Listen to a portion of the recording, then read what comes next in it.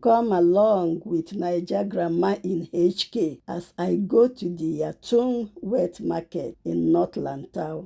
Here you can get phone pouches, both the lockable types that students use to store their cell phones during school hours.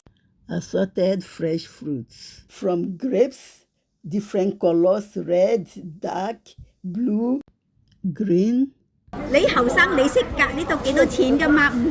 Species of fishes displayed in water for sale. White potato, purple potato, carrots, different species of eggs.